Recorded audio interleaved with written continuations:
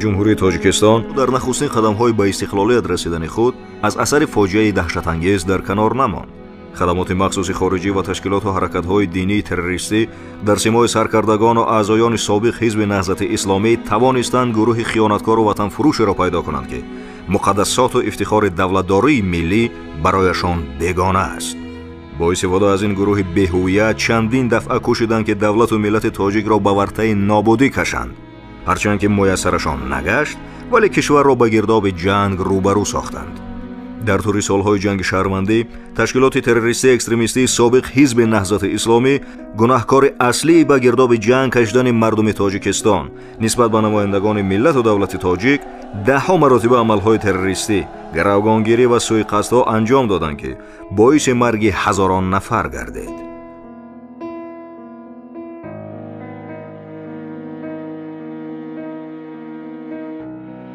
گروگانگیری یکی از شکل‌های تروریسم بوده، همچون پدیده دهشت افکنی، وهمه پراکنی و انسان هراسی محض با رذالت تشکیلات تروریستی اکستریمیستی سابق حزب نهضت اسلامی در جامعه باثبات پساشوروی تاجیکستان برنامه‌ریزی، سازماندهی و عملی شد.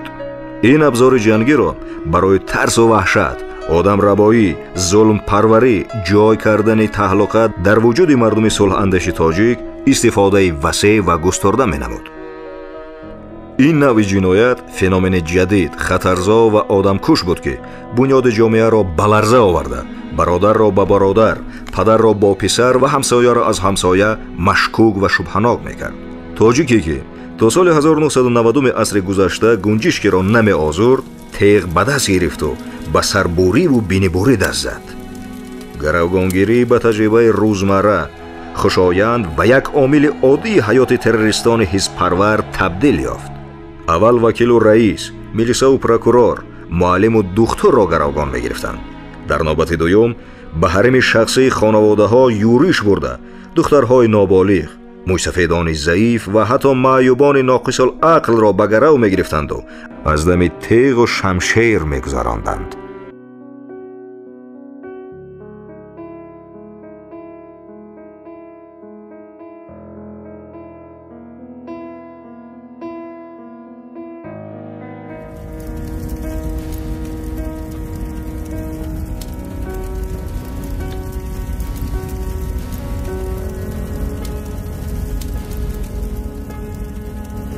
آسیب نادیده نموند. هممون آسیب دیدیم، همون یک ضرر دیدیم.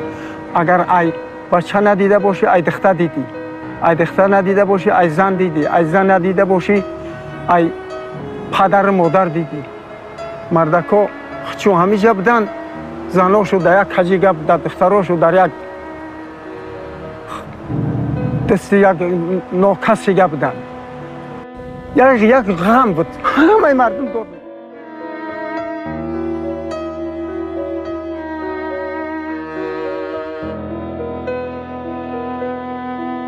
سرکردگان، اعضایان و دمروان تشکیلات تروریستی اکستریمیستی سابق حزب نهضت اسلامی مذهب، ملت، دولت و وطن خود را به عوض مبلغ و ثروت فروختند. سرکرده حاضر این تشکیلات تروریستی محیدین کبیری در سال 90 با دسترسی مالیوی خواجگان برای از خودکنی تعلیمات مذهبی شیعه به جمهوری عربی یمن فرستاده می شود و تحصیل خود را در تعلیمگاه‌های اسلامی ادامه می‌دهد که تدریجاً راه او در مجرای حرکت نهضتی هموارتر گردد. البته در این کشور او زیر تأثیر ایدئولوژی رویه‌های تندگرایی دینی قرار گرفته، پورا پیرو مکتب تروریستی اکستریمیستی سیاسی و مذهبی برای ملت تاجیک بیگانه می‌گردد. پس از گذشتن مکتب یمن، محیدین کبیری اکنون از یک دانشجوی تاجیک به یک عنصر رزمدکی کشور خارجی و یک طرح مخصوص تبدیل شده بود. او باید در قدم اول با سرمایه خواجگانش در حدود اتحاد دولت‌های مشترک المنافع تجارت کلان تأسیس داده، مالکیت زیاد می‌خرید. بعداً خود را به ترکیب راهبریت حزب نهضت جای می‌نمود.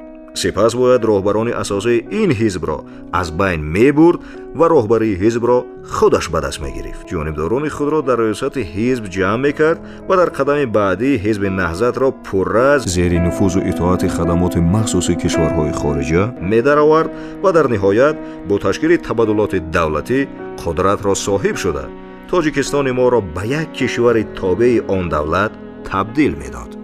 حادثه‌ها نشان می‌دهند که محیدین کبیر این نقشه را قدم به قدم عملی کرده سال 2015 تا کوشش تبادلات دولتی رساند.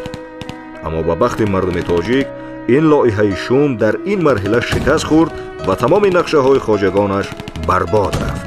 اکنون با دستور این خواجگان از واژه اسلامی در حزب تروریستی نهضت دست کشیده زیر نام پیمان ملی نقشه و هدف‌های ضد تاجیکانه آنها را عملی کردن است.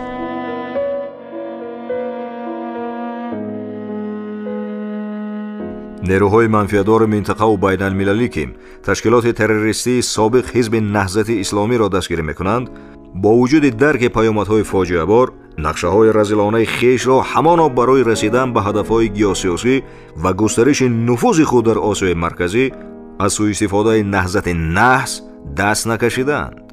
امروز هم آنها باقی‌مانده‌های و فراریان این گروه افراطی خائن را از کشورهای گوناگون جهان جمع کرده برایشان تشکیلات سیاسی و قنات تروریستی تشکیل کرده با خرج میلیون‌ها دلار می‌خواهند این مرده پوسیده سیاسی را دوباره زنده کنند و بر ضد دولت و ملت تاجیک روانه سازند.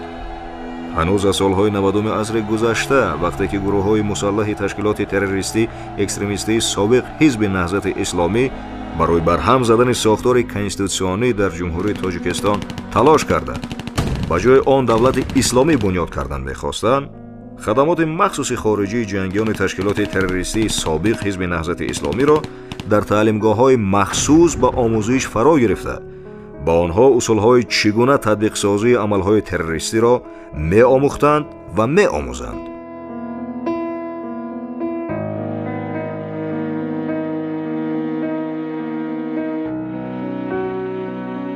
مقصد اساسی تمرین گرفتن ما بود که اول که وارد شدن به تاجیکستان ترکیش کردن در شهرها، ترکیش کردن در بازارها، ترکیش کردن در پارک‌ها و در منطقه‌ای که آدم‌ها بسیارن در همون طرفان ترکیش کردن.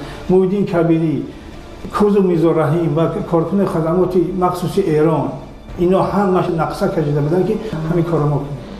تشکیلات تروریستی اکستریمیستی سابق حزب نهضت اسلامی در آخر دوران شوروی با فعالیت‌های اکستریمیستی و تروریستی خود آغاز نموده است.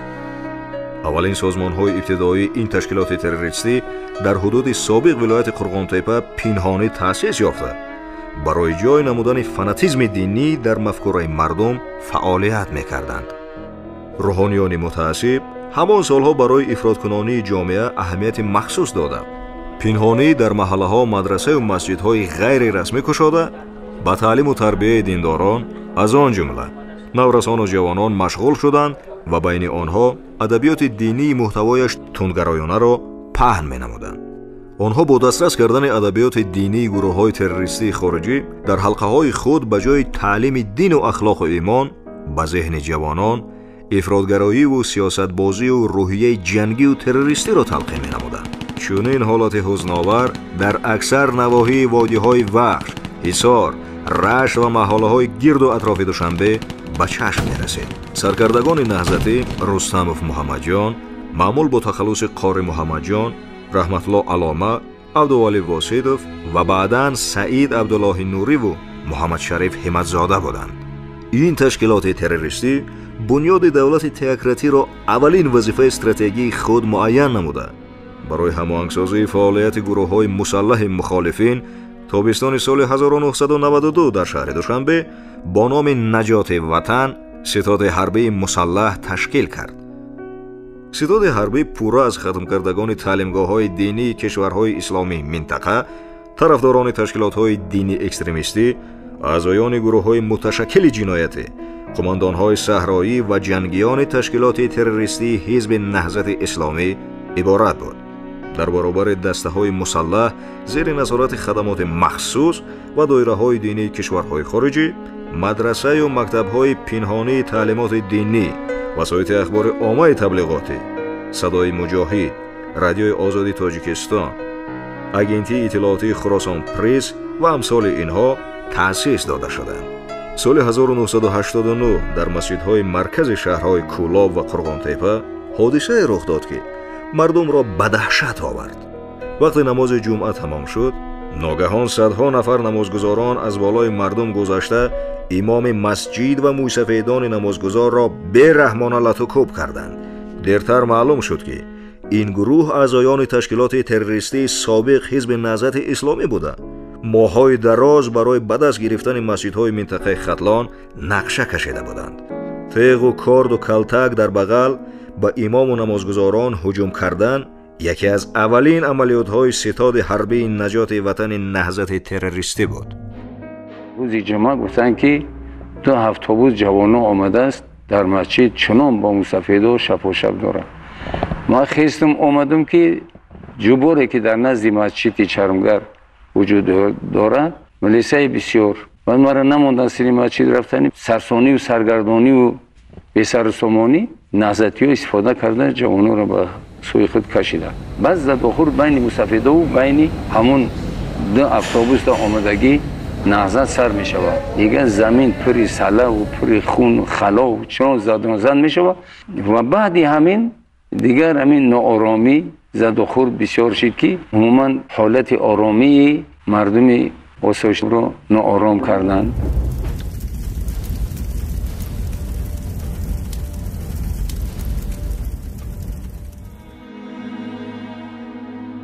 تشکیلات تروریستی اکستریمیستی سابق حزب نهضت اسلامی در تمام دوره‌ها اساساً از عامل سطح بلند عقیدتی اهالی بیشتر استفاده می‌نمود. هنوز سال 1989 نخستین مدرسه خود را در دهه یکتال شهر وحدت امروزه تأسیس داد. سروری این مدرسه را سرکرده همان وقته حزب محمد شریف همتزاده به عهده داشت. آن نیز نه مدرسه ایمان و اخلاق بلکه مدرسه افراطگرایی و تروریستی بود. در دوام سالهای فعالیت رسمی تشکیلات تروریستی اکستریمیستی سابق حزب نهضت اسلامی شماره زیاد راهبران، فعالان و اعضایان این نهاد سیاسی با جنایت‌های خاراکتر تروریستی اکستریمیستی داشته دست زده جامعه تاجیکستان را با کردارهای خویش در عرصه جهانی داغدار نمودند. وقتی که حزب نهضت فتوا میداد که ریسک جنگجوی ما در نول یراق شد، یعنی که از جای میتوانند ریسک دریافت کنند. بعد از همین با گفتی همان وقت روایت یا که همون فتوا دادن با غارتگری و مردم آزاری دست زدن. تنها اعضایان دسته های غیر قانونی سنگینف رحمان با لقب رحمان گیتلر، موکلوف منصور با لقب شیخ، تقایف سفرعلی با لقب سفر پادبان و یاروف سید مختار از سال 1994 تا سال 2001 زیاده از 380 جنایت صادر نمودند.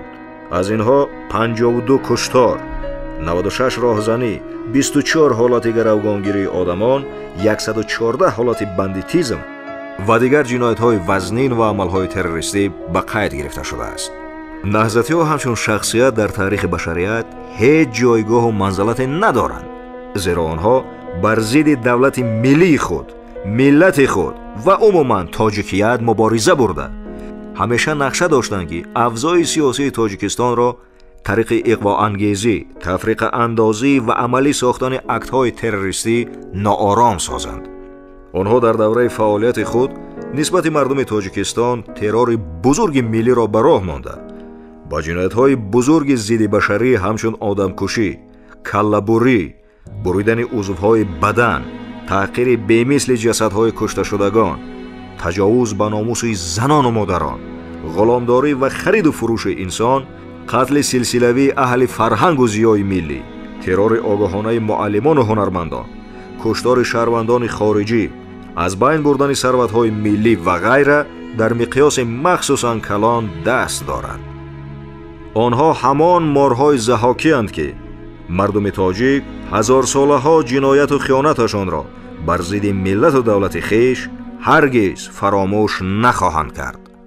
نهضتی های اهریمن سریش دیگر راه بازگشت به تاجیکستان را ندارند و خود را در قلمرو این کشور بهشت آسا تنها می توانند در خواب و خیالشان تصور کنند.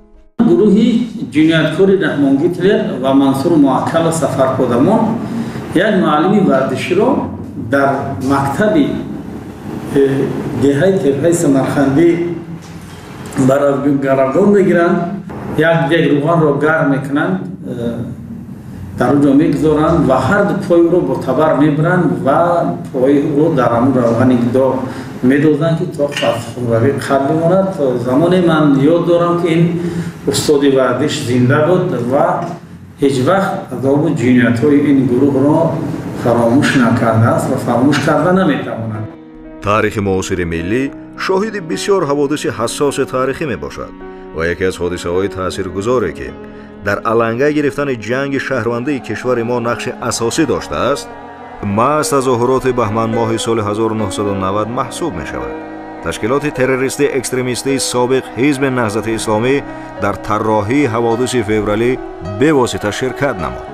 маҳз таҳти овозаи дурӯғини паҳн кардани саркардагони ин ташкилоти террористӣ дар хусуси таъмин намудани арманиҳо бо хона дар шаҳри душанбе боиси ба майдонҳо баромадани мардуми фиребзада ва ба бетартибиҳо даст задани онҳо гардид. ташкилоти террористии собиқ ҳизби наҳзати исломӣ аз пушти парда манзараҳои даргирию низоъҳоро тамошо мекард ва ҷараёни заду худро аз берун идора менамуд. ин нақша амалӣ шуд, вале қишри рӯҳониёни муҳофизаткори наҳзатӣ ба эҳсосот роҳ дода баъзан ба маърака шарикӣ намуданд. ин буд ки изи пои дастандаркорони ин бозии шум дар ҷои ҳодиса ба мушоҳида расид. орзуи мансаб ва соҳиби ҷоҳу ҷалол шудан дар сояи давлати исломӣ ки рӯҳониёни иртиҷоӣ кӯшиши таъсиси онро мекарданд, онҳоро ором нагузошт ва онон ба таври нохудогоҳ ба саҳнаи муборизаҳои ошкори сиёсӣ идора кардани гирдиҳамоиҳо баромаданд. تیرهایی که از طرف ما می رود این تیر است که خستگی اگر ما کجشم بدازیم به سینه آن جوانان فولادی خواهد رسید. یک چیزی دیگر درباره خدا رحمتش کنه رحمت نشه جراحت از نگاه اسلام آمین درسته رحمت نشه و این گفته بود که در یک واقعی در سرگان بگیم و چیزی که شما به هوا میزنید و اسمین الله اکبر و اونجا ملائکه ها بوده در سینه ترابه ها میزنید و همین همش دلیل تاریخی است و بکدو دیده او ایشون تشکیل مرد اسلام میکنید. моҳои апрели соли 1992 вақте ки ташкилоти террористии экстремистии собиқ ҳизби наҳзати исломӣ бо нақшаи хоҷагони хориҷияш марҳилаи яроқноки ҷанги шаҳрвандиро сар кард, аввалин кораш гаравгонгирии мардум, кушодани зиндонҳо, шиканҷахонаҳо ва қатлгоҳҳо буд. зиндони марказии ташкилоти террористии экстремистии собиқ ҳизби наҳзати исломӣ дар бинои ҳаммоми савхози туркманистони ноҳияи вахш ҷойгир буд. солҳои 1991-1992 наҳзатиҳо дар он садҳо нафарро нигоҳ дошта бераҳмона шиканҷа ва қатл мекарданд. вақте ин ноҳия аз дасти наҳзатиҳо озод шуд, дар таҳхонаи ҳаммом садҳо узви буридаи инсон, даҳҳо ҷасади пора-пора пайдо карда шуд ки касе намедонист ки ба кӣ тааллуқ доранд. яке аз даҳшатноктарин саҳнаҳои зиндони наҳзатиён ин буд ки онҳо узви таносули мардҳоро бурида партофта буданд. каллабурони наҳзатӣ ки имрӯз кабире аз номашон дар аврупо ҷавлон дорад, солҳои 1991-92 танҳо аз як мавзеи ломоносов беш аз 800 нафар сокинони мулкиро бе ягон ҷурму гуноҳ гаравгон гирифтанд. ҳамаи онҳоро ба ҳамоми зикршуда бурда ба таври ваҳшиёна шиканҷа ва қатл карданд. барояшон фарқе надошт тоҷику русу узбек, ҳамаро мекуштанд.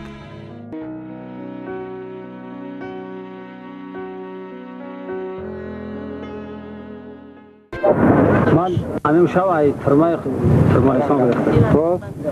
خیلی خیلی که خدا یگان مسلمان نشونته. کودکا، پیران سالا، همه کس کونیش کردن، عذاب دادن، چای کردن. خیلی ایامو بین 34-35 کس من یک کس زنده ماندم گرفتم. من یک کس گریزوندم. خیلی جسمانی، خیلی تو بوران هم سری مورا عذاب دادن. خیلی پایین ای بینشون تو بودم. ای مردم، من شاهد زنده بیدادگری های نزهتیان در سرخود ترکمنستان می باشم. عذاب و شکنجه هایی که نزهتی ها به من دادن تا حاضر در بدن من هستند. تابستان سال 1990 بود. در راه ما را کماندان های نزهتی ما را گرفته به سرخود ترکمنستان بردند. در آنجا ما رو در یک خانه مخصوص جا کردن، گفتن همینجا بیست. دو آدم دیگه در آمد، انا چی کشیدگی، نقاب کشیدگی در آمدن و درجه زدنم کردن که تمام بدنم معیب شید. و سالخوز ترکمنستان بردن. در اونجا من را در گفتن که در همه پدول در بیتون چشمتا برسون.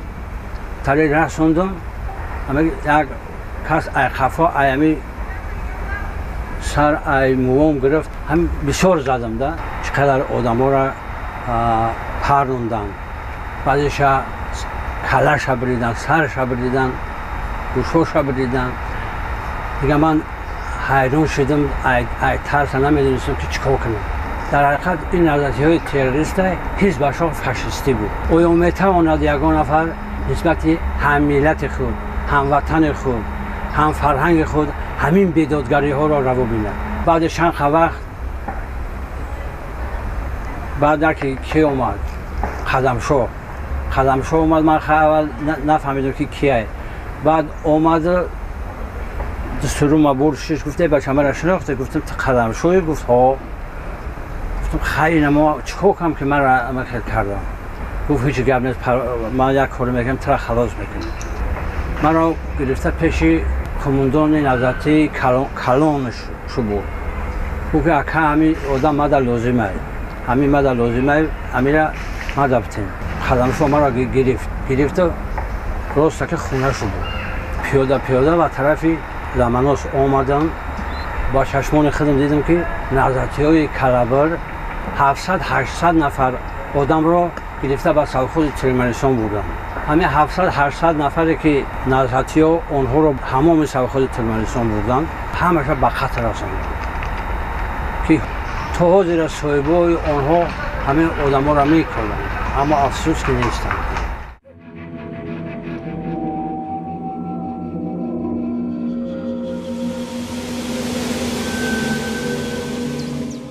ساعتهای 4 روز بود، یک ماشین پزی کردیم اتوبوسای میدان. همون پوری زنکایی که هم تکستیل به کار میکنن همون آوردن، دختر و زنکو. و افلاسگری که اونجا بکردن همش باور کنید اگر حیوان نخیل نمیکنه. حیوان همون قریب همه همون به ناموس رسیدن.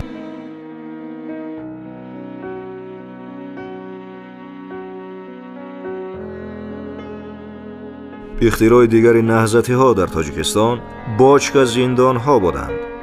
آنها سیسترنهای آهنین آب یا بنزین و کرosین را گرفته آدمان را درون آنها در سخت‌ترین شرایط زندان می‌کردند. گاه در یک بشکه آهنین حجمش 1-2 تانگی تا 8-10 نفر را انداخته در آن را قلف می‌کردند. زندانیان بشکه از گرمی طاقت فرسا، نرسیدن هوا و بوی گاز نجاست نفسگیر شده می‌مردند. اکثر وقت آدمان بیگناه را در این بشکه ها جایگیر نموده با سنگ و آهنپاره ها سخت ضربه می‌زدند. از صدای آن پرده گوش بازداشت شده ها می‌درید. آنها از فشار روحی یا از عقل بیگانه می‌شدند یا دل و رگ‌هایشان می‌کفید و از دنیا رحلت می‌کردند. چون این بشکه زندان‌ها را قماندان‌های نهضتی از قبیل شیخ یاریبک، ملا عبدالله، رحمان گیتلر و منصور برای شکنجه و کشتار مردم بیگناه در شهر و ناحیه‌های رشت، لخش، سابق جرگتال، نورآباد و وحدت وسیع استفاده می‌بردند.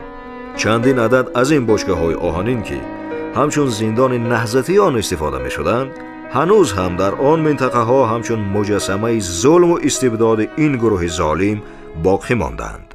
وقتی که گروه تروریستی حزب نهضت اسلام برابری ملا محرم ما را برده در بارای قشلاق کرتگین است که یا بچکه 900 لیتر در درون همون محکم کردن، پوچه ها در نروش میزدن، در دستم نروش میزدن، هم خیلی میپرفتن.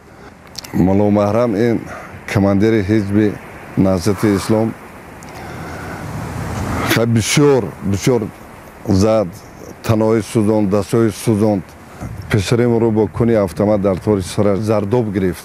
ما برده در قربالا بعد 2 بار اپراسیون چیدنم نجات داده نشد همین خیلی نابود شد رفت. یک لحظه در خاطر من نقش بسته است که کودکی سن 12 ساله اویتلو مدت 3 روز در همین خیل باشگاه با سرداری گروه مخالفین که قنات حزب نهضت اسلام بود ملا عبدالله با در همین خیل باشگاه در آورده. اخیرا روز سیوم او را وحشیانه در همین خیل باشگاه به قتل رسانده.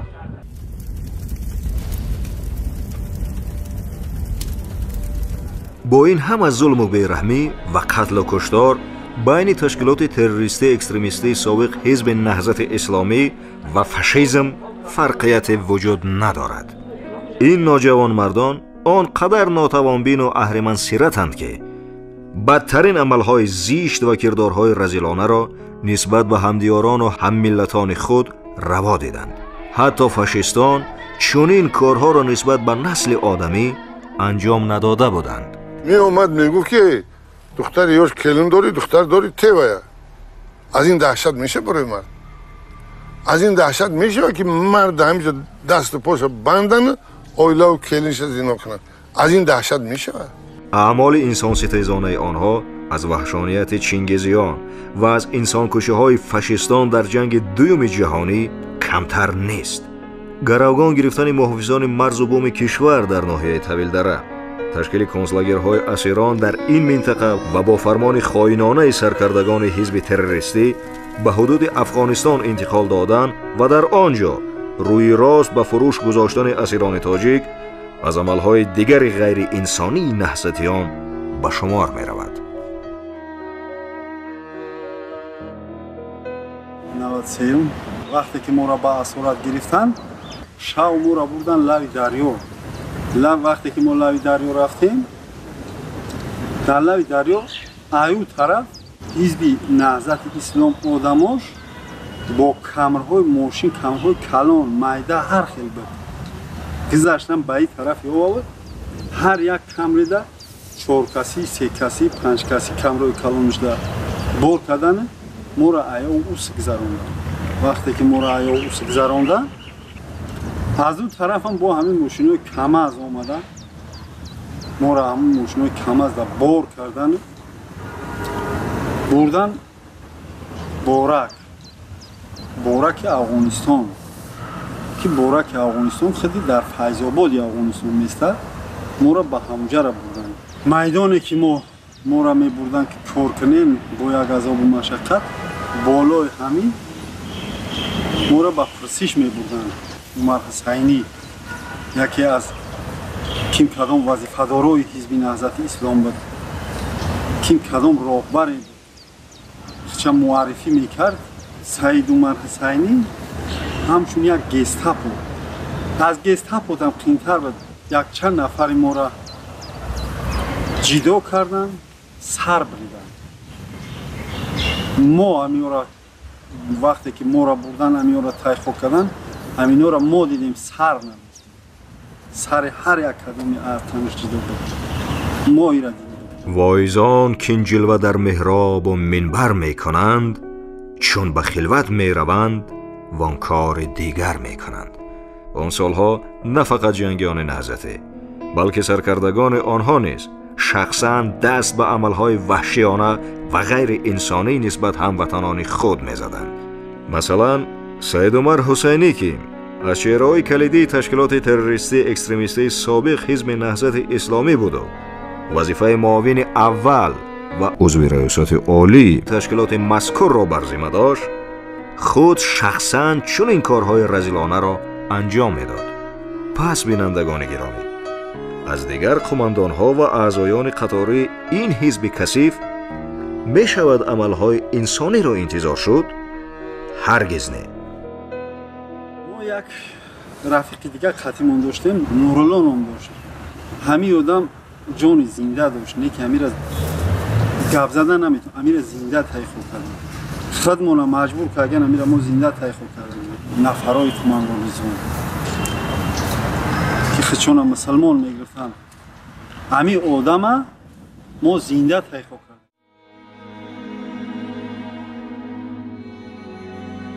ببینید که نهضتیان آدمخوار با استفاده از نام خدا و رسول به چه کارهای کثیف و رذیلانه مشغول بودند. داغ خون هزاران هزار شهیدان جنگ شهروندی از دستان کثیف تروریستان نهضتی حالا هم پاک نشده است.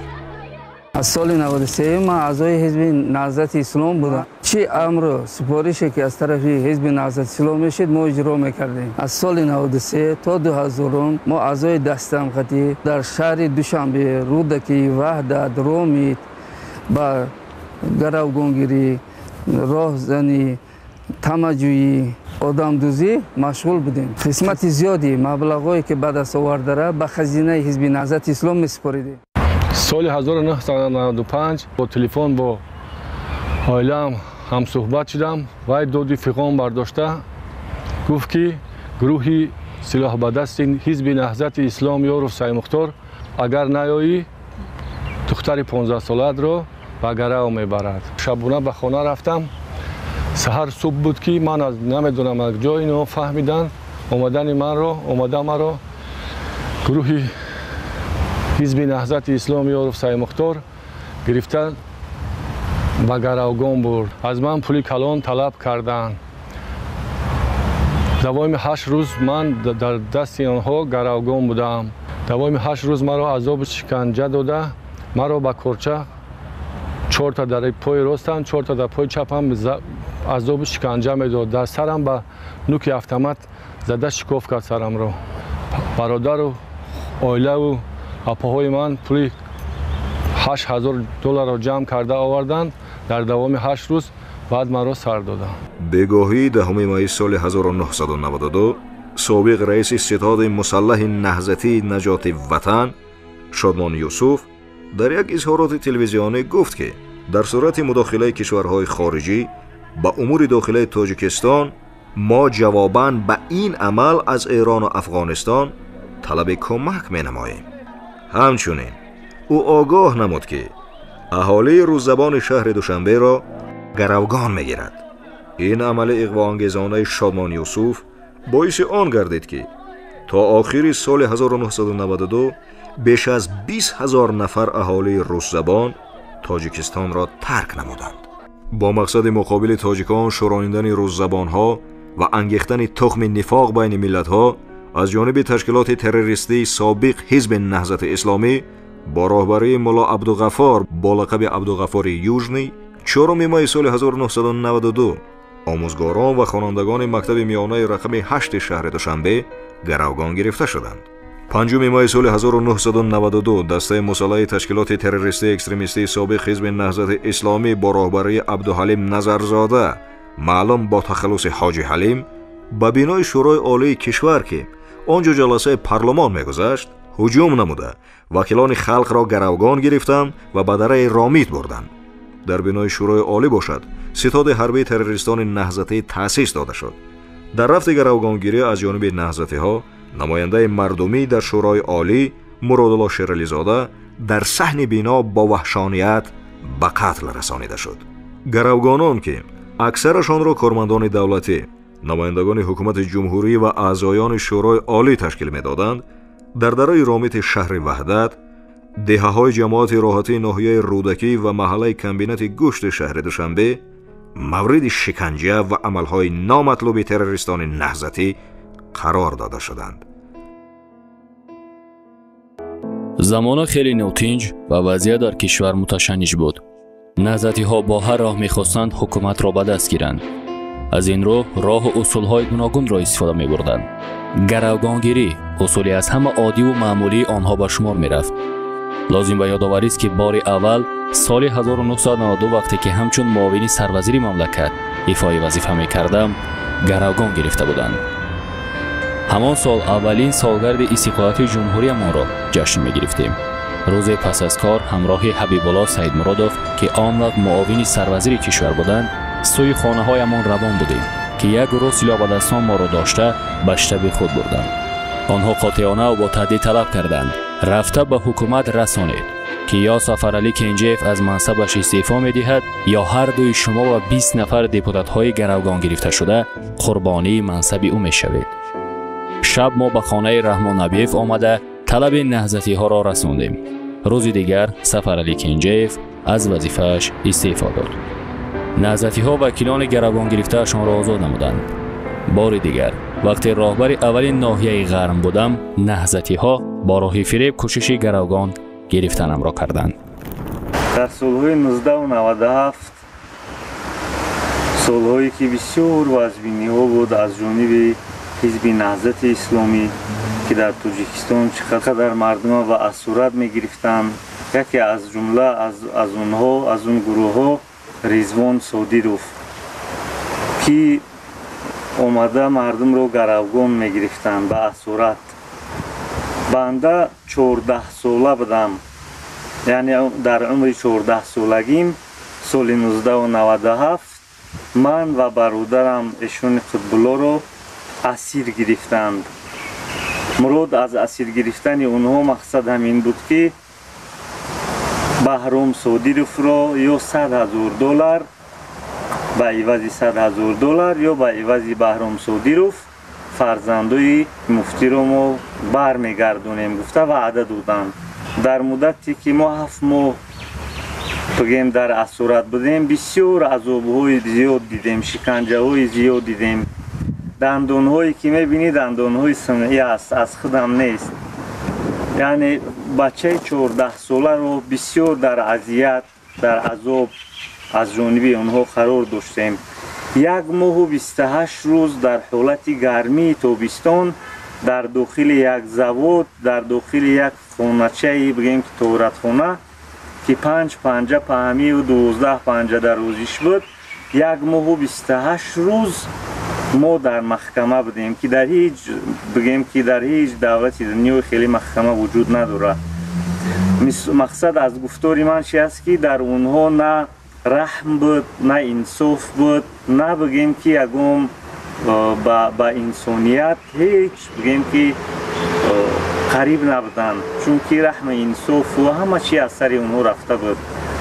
در حالتی که ما اسیر بودیم 1 ماه و 28 روزی که در داخل همون بگیم که محکمه بودیم، وقتی که ما را از اونجا خارج کردن، رضوان در دست خود بگیم که دوخی عطر شپیده در بینیش گرفت و دشنام داد که اونها را برده سرای اونها را بشوین. یکی به اسم سعید برهان او را در پیش من به قتل رساندن. رضوان خودش وقتی که کرد رو در سینه او زده به سینه بالا برد، او را من دیدم که 90 نفر هر یک کدام 10 کورچوی بگیم که 8 کورچوی زدن و بگیم لخ لخ کده او را تگی سنگ کردن.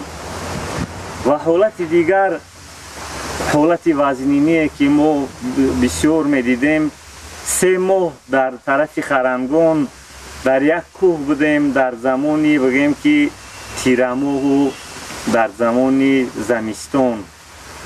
حالتایی بود که من تگ یک فوتبالکه و یک کراسوفکی ادیداس بودم. هوا خنک میشید، سرد میشید، باران می اومد، سرما می اومد، اما متاسفانه ما هیچ چیزی نداشتیم که بپوشیم. در حالتی که ما را گروگان گرفتن و به طرف ورزا بردن خرمگان، در مدت 3 ماه آخری که در طرف خرمگان در کوه بودیم، ما عقاب کندیم با دستان خود و تیشه عقاب کندیم، یکی 7 متر یکی 3 متر داخل کوه با یک تیشه. چقدر عذاب بود. وقتی که به آب میفر اومدیم به خاطر یک آب گرفتن 3 کیلومتر پایان ما را میفر آوردند. در یک دستم 15 لیتر در یک دستم 10 لیتر آب 2 جوده فقط دم میگرفتن. بس در 3 کیلومتر راه که هم بالا میبر اومدیم.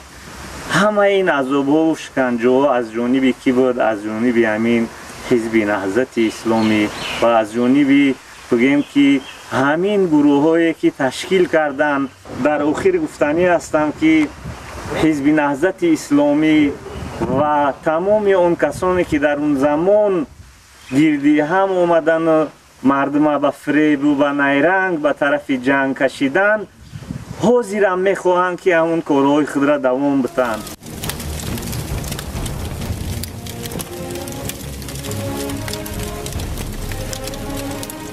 صادیروف رضوان مردانویچ یکی از چهره‌های رذیل‌ترین نهضتی در سالهای جنگ شهروندی بود که با گروگانگیری و وحشانیت خاص خود میان دیگر هممسلکان خونخوار نهضتی همچون قماندان سرسخت و بی‌رحم معروفیت داشت.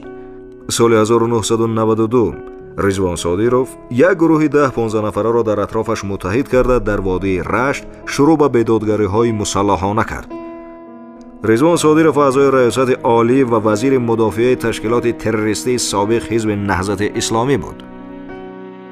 گروه تروریستی حزب نهضت اسلامی با سرداری رضوان صادیروف و برادر او بهرام صادیروف از دست همین قاتلان در دهه‌ای که من زندگی میکنم قبرستان پیدا شد. در یک دوره کوتاه از دهه قرن بالا، دهه بدر، دهه القرن که باید دیگر در یک حدود یک جماعت صدها نفر جوان مردان به قتل رسانده شدند. من همچون سرور مؤسسه 5 آموزگار و 28 خواننده خود را در یک روز باید دادم که این بسیار علام‌آور است. در وادی 14 فوریه سال 1993 گروه تروریستی نهضتی با راهبری سعدالدین رستمov و رضوان صادیروف شورای انقلاب اسلامی قراتگین را تأسیس دادند که در آن قاعده‌های افراطی را جاری کردند. اولین فرمان‌های آنها از خانه نبرآمدن زنان، تا به ناف دراز بودن ریش مردان، به مکتب نرفتن دختران، از هر عائله به لشکر نهضت دادن 2 مجاهد و به اختیار جنگندگان تشکیلات تروریستی سابق حزب نهضت اسلامی سپاریدن ذخیره‌های آذوقه‌واری مردم بودند. از نام تشکیلات تأسیس کرده نهضتی‌ها و از مضمون فرمان‌های اولینشان معلوم بود که آنها برای تاجیکستان چه نوع دولت و دولتداری ارتجاعی را بنیاد کردن می‌خواهند. راهبری سیاسی به اصطلاح دولت اسلامی قراتگین به دوش یکی از شاگردان اساسی سید عبدالله نوری سعدالدین رستمov گذاشته شد که با لقب شیخ سعدالدین و داملا سعدالدین معلوم بود. او در اصل همان ساکن دهه غزناک جماعت نصرتالله مقسوم ناحیه رشت رستمov سعدالدین تیمورویچ می باشد که معلومات میانه نداشته سالهای شوروی همچون ملابشه در نزد افراطگرایان وادی فرغانه چند مدت به طور غیرقانونی درس‌های دینی افراطی گرفته بود. پس از شکست دولت خودساخت نهضتی‌ها او سالها در کشورهای افغانستان و ایران زندگی کرده تا سپتامبر سال 2015 یعنی تا زمان بازداشتش همچون مشاور عالی رئیس تشکیلات تروریستی اکستریمیستی سابق حزب نهضت اسلامی فعالیت میکرد. حالا برای علاقه داشتن در حادثه‌های 4 سپتامبر سال 2015 به مهلت 20 سال از آزادی محروم کرده شده است.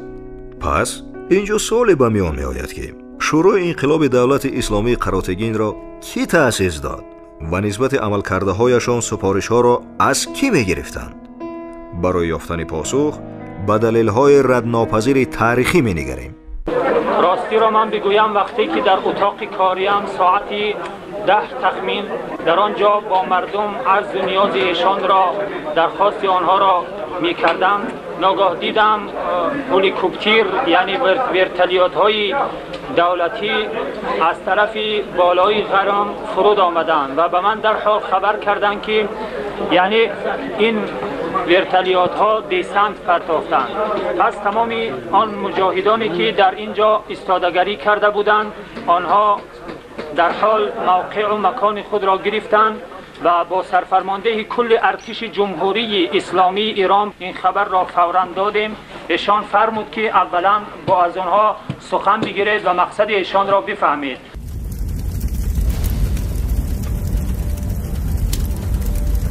مقایسه ها می توانند یکی از جنبه های خیلی جالب دولت اسلامی نهضتیان را آشکار نمایند.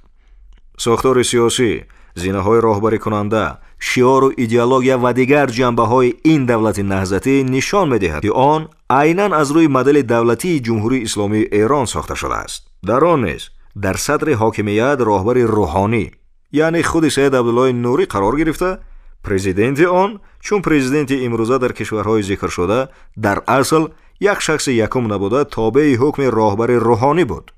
شاخه نظامی این دولتچه نهضتی نیز به واسطه به خود راهبر روحانی اطاعت میکرد. این واقعیت نیز بار دیگر هنوز در همان سالها از کجا بودن سرچشمه ایده ها و کی بودن الهام بخش و حمایتگر نهضتیان را به طور پررنگ نشان میدهد. پس موجودیت و فعالیت چنین حزب برای مردم و دولت تاجیکستان بگانه در حقیقت تهدید بزرگی به استقلال دولتی و فرهنگ و ارزش‌های مردم تاجیکستان است.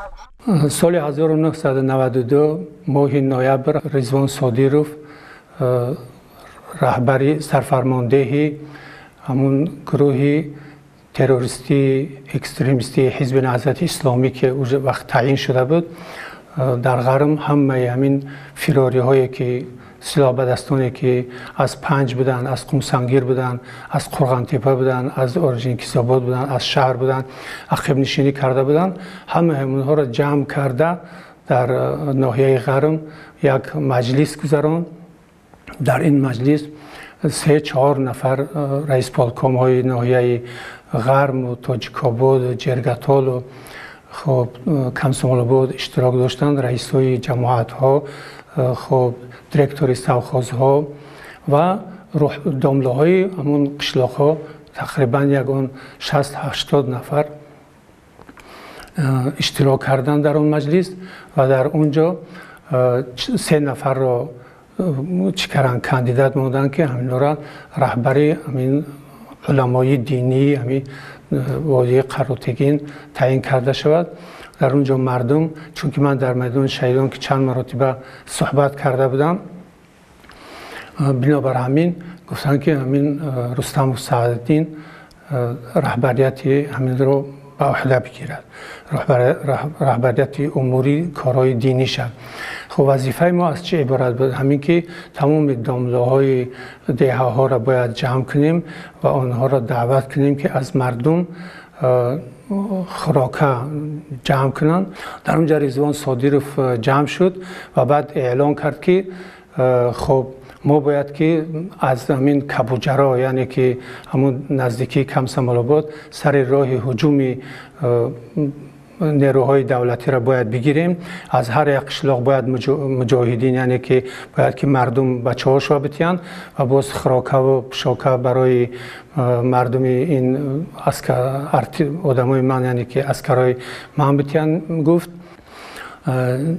و مرا مسئولی، یعنی که رهبری همین روحانیای همین حرکتی جهادی اعلان کرد و خودش سرفرماندهی سلاح بدستانی حزب نهضت اسلامی رهبر تعیین کرد که من از طرف سید عبدالله نوری از افغانستان نامه آمده گیه، نامه را هم نشان داد که مرا رهبر تعیین کرده گیه. ما باید که همینجا بخپیم، همینجا مثلا چکنیم، نیروها و قواها از افغانستان می آیند و ما یاردم میکنند و ما یعنی که دولتی را به قفا عقب میگردانیم، دیگه هجوم سر میکنیم. در اونجا قماندان ها از هر گروه ها بودن، از جمله ملا اعظم بود، از جمله حاجی نظرالله بود، اسمت اولی بود و بسیاری باز قماندان هایی که از قمسنگیر و از پنج و از قرغنتیپه و اورژینکیساباد همین ها همش در اونجا جمع شده بودن. همین خیلی هر کسی که با مقابلش گفتی همون کلمه روسی پاپیراک میبرامد او را از بین میگرفت میبرد و به سر و سامانی هایی که رضوان در آنجا کرد، مخصوصا در دره کمرا چند نفر بگیم کهلون هاش و که از اینکه مثلا کولابیا میآیند شما را تجاوز میکنن یا ازبکا میآیند شما را تجاوز میکنن، ما بگیریم برای ما بهتر نیست که مجاهدین ابتی گفتن. دخترای مردم از کیلونهای مردم به زوری گرفته در اونجا چند روز در اون مهمانخانه های خودشو، در خانه های خودی همون صاحب دخترها تجاوز کردن. یک هفته یا که 10 روز یا چند روزه هم خطی باز اونا را پرتفتن رفتن. بنابراین دعواهای امروزه باقیمانده‌های نهضتی درباره طرفدار دموکراتیا و دولت دنیوی بودنشان دروغ و فریب محض است. تیر ماه سال 1992 60 نفر کارمندان مقامات حفظ حقوق برای تأمین ترتیبات جمعیتی و حفظ امنیت مردم ناحیه‌های قراتگین به این منطقه سفربر کرده شد. وقتی که دیسنت یکم فرامدنش دارم ای بگویش ملا صدقی به من زنگ زد روسابدین با من زنگ زد که اکای ندارو فقط مردم بیان میدن نگاه کنند طرف که دستان فرمادنش ممکنه. بعد من سوال دادم که پرسیدمش که گفتم برای جون میپیسن میتونه او که مردم بچه ها کار کرده ایستن گفته شهر بود. وقتی گفتم باید نمیدونم کرامت خیلی میدونی که یو میدونی او که میدونم که بچه ها اشتاق ریزون تلفن کردن قد زنگ زدم بپرسید او که میدونم که باید در این روز تو لیسان فرویا این نشم بلوستادین زنگ زد باشتاب قدی خودم گفت زد اگر تقدیری شکوه هست جو های دویش میدونن برای لیسان تو فرمودن بلوستادین زنگ زد. در ناحیه رشت نخست آنها با دو قماندان نهضتیان و یک گروه طرفداران آنها روبرو شدند. نهضتیان با حرفهای امیدوار کننده به خاطر صلح و با روایت و حدیث ها کارمندان مقامات حفظ حقوق را باور کناندند که آنها فرستادگان صادر رضوان می باشند و رضوان آنها را مخصوصاً برای آوردن و ملاقات با سربازان فرستاده است. ببینید این نهضتیان کثیف چگونه با حرفهای برادری و برابری و دوستی و صداقت یکدیگری سخن پردازی کردند، اما در اصل نیت و مقصد ناپاک دیگر داشتند. انا برادر من کماندیر یابی نویای غرب نام نرزلو قطعی سرکماندان برادر اسلامی رضوان شاه قطعی مصلحت کردیم. وای مردک به من کفالت داد که شما قطعی راست به پیش وای بیایم همه یک جایی به پیش وای بیایم. میریم نصیب باشه. حاضر باشه. برادر من رضوان امر کرد همین خیال که ما حتما قطعی شما یک جایی به پیش وای برسیم. من جاینشینی برادر رضوان شاه هستم. من همین خیل وعده ها میتیم انشالله که اگر در یک موی یک تشمو یک خاره بزنه اگر بگذار اول در من بزنه بگذار اول مرا فرار. آنها با راه فریب و نیرنگ همه 60 نفر سربازان را به یکی از مسجدهای مرکز ناحیه رشت آوردند. در مسجد نیز آنها باز هم از صلح و دوستی سخن میگفتند و روایت های جالبی را قصه میکردند. و انشاءالله این برادرها به افاقه آمدن و مقصد ایشان چطوری که سرقماندانشان میگوید صلح است و از خداوند بزرگ مسئلت دارند که دوستی و همبستگی و صلح امانی را عطا بفرماید. این سربازان بیچاره از کجا میدانستند که هدف ترور نهضتیان خونخوار قرار میگیرند؟ اگر نصیب باشه ما سخت سلامت زنده مونیم رویم کسیتی که میبریم اینجا بردنشون میدیم که چه مهمانداری کردن ما و شما کردن بسیر کردن. با چهره های این سربازان نگرید. یکی تبسم میکند دیگری به اندیشه فرو رفته است. سیومین را باشد اضطراب و یأس و ناامیدی فرا گرفته است. شاید برخی از این سربازان در این لحظه ها تقدیر آیندهشان را میدانستند. نهضتیان مردم فریب در دل شب تمام نیروهای خود را در اطراف مسجد جمع نموده با راه زوری همه 60 نفر را خلع سلاح نموده با یک بیرحمی مخصوص تا صبح عذاب و شکنجه نموده سپس آنها را با نقلیات بارکش به ناحیه نورآباد آورده بیرحمانه به قتل میرسانند. جسدهای آنها را در چخوری پشت خانه فرهنگ این ناحیه روی هم پرتافته اولین قبر دست جمعی تاجیکان را به وجود آوردند. مردم ناحیه رشت و نورآباد آن روز شوم و دهشت را خوب در یاد دارند و هیچگاه فراموش نکردند و نخواهند کرد. تیرماهی سال 1992 بعد نوشیدن یک پیاله چای همه سربازان حکومتی را با راه فریب که ما شما رو و امنیت شما رو به ذمه میگیریم و ما شما رو صحت سلامت به پایتخت وطن عزیزمون شهر دوشنبه میبریم آنها رو با راه فریب با راه زوری به ناحیه به ما همسایه نورآباد برده بسیار به یک طرز وحشیانه آنها رو قتل و کشتار نموده. من عابد بهرام ساکن ناحیه نورآباد هستم. گروهی سلاح به دست به نام رضوان صدیروف که اعضای حزب نهضت اسلام بود در یک ماشین بارکش جوان افسر را به دستابستگی بر ناحیه ما آورده در پدول جا کرده بود. مدت کوتاه بسیار با عذاب و مشقت زیاد آنها را به قتل رساند. برادر ریزوان صادیروف بهران صادیروف 20 دکبر سال 1996 13 نفر ناظران نظامی نمایندگان سازمان ملل متحد در تاجیکستان و اعضای کمیسیون نظارت سازشنامه آتش بس را با سپارش سرکردگان تشکیلات تروریستی اکستریمیستی سابق حزب نهضت اسلامی که در افغانستان قرار داشتند به گرو گرفت. ماه نوامبر سال 1997 صادیروف ریزوان در اساس سپارش سرکردگان نهضتیش کارمندان تشکیلات بین المللی تأسیس در جمهوری تاجیکستان شهروندان دولت فرانسه فرانک ژانی دیوبری و کرن من را گروگان گرفتند. با این وسیله آنها می‌خواستند از کشورهای خارجی به عوض شهروندانشان مبلغ معین جهت پیشبرد فعالیت تروریستیشان ستانند. هنگام عملیات آزادکنی فرانک ژانی دیوبری آزاد کرده شد، ولی متاسفانه از دست این قاتلان خونخوار نهضتی کرن من با بدترین وحشانیت کشته شد. با مقصد گرامی داشت خاطره شهروند دولت بماد دوست فرانسه طبق قرار حکومت جمهوری تاجیکستان یکی از کوچه های پایتختمان شهر دوشنبه به نام کرن من گذاشته شده است.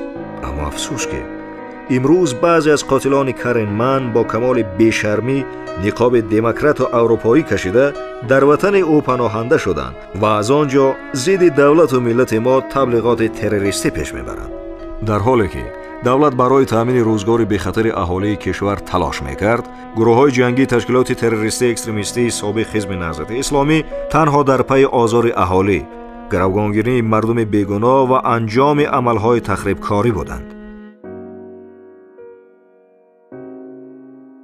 در همین دوره سالهای 91 تا 94 اعضایان حزب نهضت اسلام که آمده بودند به همین منطقه وسخر در همین منطقه مسکن گرفتن و آنها به مردم عذاب و عقوبت میدادند. آنها مردم را چیز چارش نکشیده میگرفتند، به زوری به هر کار سفربرش میکردند. کسی که آنها را اطاعت نمیکرد آنها را با یراق میپراندند یا که با شمشیر کله آنها را میگرفتند. از جمله دو تا راننده اتوماشینا که به خلق خدمت میکردند در همون دوره جنگ شهروندی دستگیر کردند، آوردند. آنها را اول عذاب شکنجه دادند. اگر که باور کنید آنها را تنه لوچ کرده در تنه بیت بستند. در تنه بیت بستند، چند روز عذاب دادند. بعد چند روز آوردند در همین جایی که حاضر ما هستیم. اول قورش به دست شکنده انداختند شفیرو را که با دستات قورت نبکنه با قطو. آنها بیچاره با همین دستا قطی بعد در همین زمین کله همون شفیرو را با شمشیر زدند. کله که از تن جدا شد، تن جان میتیا. همین وقت جان دادن و یا کامera کردن همون چیزا. بغیر از این شفیرا باز چندین سلطهای دیگر نفرهای دیگر را از طویلدره واخیا زلاژنیکن پلین گرفته به همین دیها آوردن. آنها را عذاب میدادن، با هر کار سفربر میکردن. هم سلطهای بیچاره را حتی چندین نفر آنها را کشتن. در همین منطقه پایانترش در همین جا کشتن، زیر خاک کردن. نمیدونم بچم که جا که دست نایدم.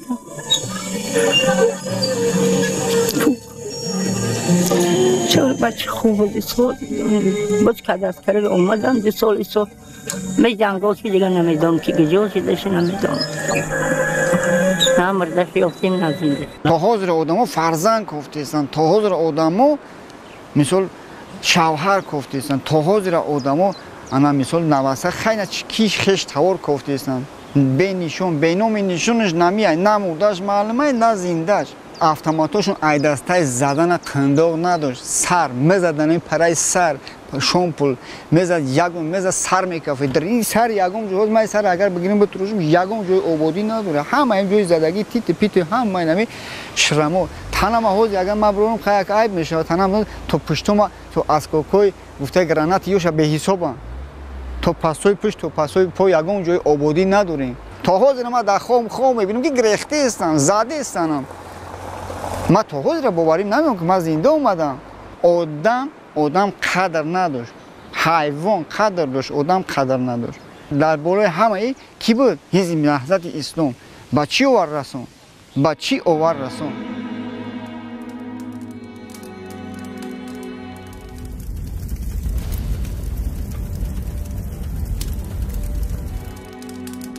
برای این گروه وطن فروش و مردم آزار هیچ ارزش دیگر انسانی وجود نداشت.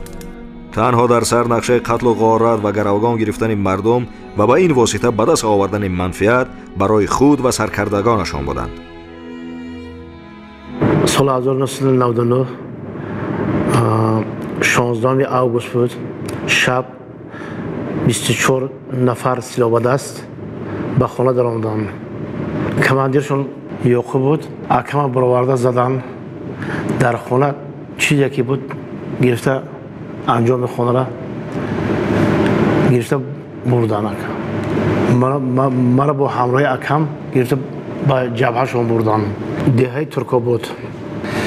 بعد در همون جبههشون یک سوتکه ایستادیم. اکمه پول بیار. بعد اکم گفت که مرا جواب ده یا بلا کرد یافته میتونم. گفتن نه. بعد برفته بچه‌ش گرفته آر یعقوب جای اکم دا موند. اکم رفت بعد پول گرفت آورد. $5000 گرفتن. بالای ای با کمرشان گرفتن. کمرش گرفتن با ما رو جواب دادن. سال 1998 99 در گروه های شامل به سردار سید عبدالله نوری تور جانزاده که شامل سردارای حزب نهضت بودن در همونجا در همون گروه ها داخل بودیم.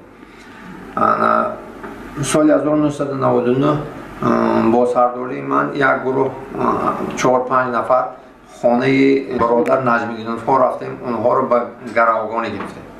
گروگانی گرفتیم و $5000 از اونها طلب کردیم. پولای میگرفتگی را باید خمان و به قماندانای کلان ما میدادیم که اونها به حزب نهضت پول میسپاریدن. 28 ایولی سال 1998 صبح صادق ما در بیرون سوداگی بودم که گروهی تروریستی حزب نهضت اسلام با راهبری عبدالله زیاردین با همراهی نظیر سایمراد اومدن مرا با گرو گرفته بردن. با گروگان بردن. ملا زیاردین میگفت من که اکای تو کارکنی پروکراتور است، کارکنی ارگان است، از شما یگان کس به گروه مخالفین نیستن. 6 تبار من $5000 جمع کرده با قماندان با راهبر گروه تروریستی حزب نهضت اسلام ملا زیاردین برده دادن. بعد مرا جواب دادن. با سپارش ببایسته خواجگان خارجی نهضتیان تروریست در وادی وخیا با راهبری میرزا ضیایف معلوم با لقب جگه، گروه کلان سلاح‌بدستان نهضتی برای انجام دادن حمله‌های مسلحانه در شهرهای کلاب و دوشنبه آمادگی می‌گرفتند. با صف جنگیان میرزا جگه زرخریدان خارجی که از جمهوری اسلامی افغانستان وارد خاک تاجیکستان شدند شامل بودند. قماندان خیانت پیشه میرزا ضیایف با سپارش خواجگان خارجیش زیر ساختار مخصوص نهضت تشکیلات تروریستی البدر را سازمان داده وحشیگری‌های زیادی گوش‌ناشنید را عملی می‌کرد.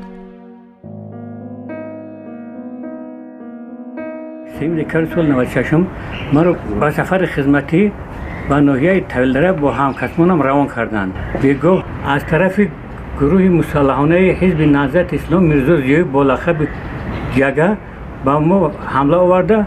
اونا ما را اسیر گرفتند و همین طریق ما 8 ماه در اسارت آنها بودیم. وقتی که ما اسیر افتادیم منتظم ما را عذاب و شکنجه هر روز عذاب شکنجه بودند که و شلیکای انگشتان دست پای ما رو بریدند. در همین گروه تروریستی حزب نهضت اسلام ما با اسیر بودیم. عذاب شکنجه بسیار غم و غصه هم بسیار بود. غم و شکنجه و عذابانی بسیار بود. سروری کنندش میرزا ضیایف گفتنی شخص بود. بسیاری همین سربازا و کارمندان حفظ حقوق وحشیانه به قتل میرساندن، میپراندن، سراشون میبریدن. شخصا من خودم چندین بارو از دسته همین گروه ها مثال سرا زدگی، شکاف کردگی، تنها هم خیلی معیب مسلک کردگی، شرماشون تا زیر هسته کرد. در دوام اسیر بودن من پدرمان با گفتگوی ما به ناحیه طویل‌دره میروه. از دست گروه های حزب نهضت اسلام نست نابود کرده شده است. امروز ما در جستجو در سراغ پای گفتگوی پدر هستیم. با از پس پدرمان رحمتی برادرمان میروه، اکای کلانیمون با جستجوی ما میروند. از طرف همین گروه تروریستی حزب نهضت اسلام پدر و برادر ما به رحمانه به قتل رسانده شدند.